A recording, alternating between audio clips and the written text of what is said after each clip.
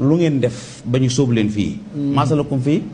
dégg nga saxar la mu waxoon fee laa tubqi wala tasar la waaxatun lil basar lu ngeen def ba ñu sóobu leen fii ñu ne lam naku minal musallin ñun dawuñ julli ñu leen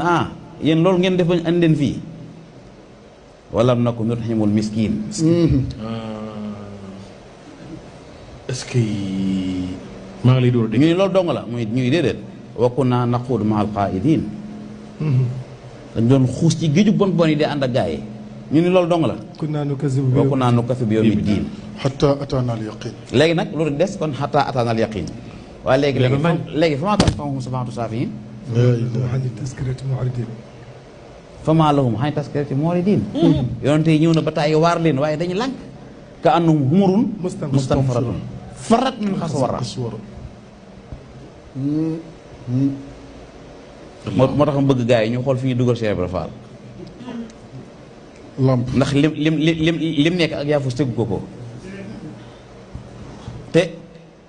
fi ñu ko dugal fi ñu ko génne ak yàmbar génne ko fa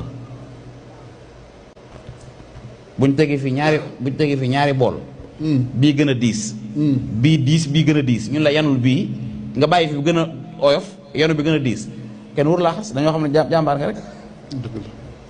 kiimaanu Cheikh Ibra Fall mooy li mu indi loolu mooy kiimaanam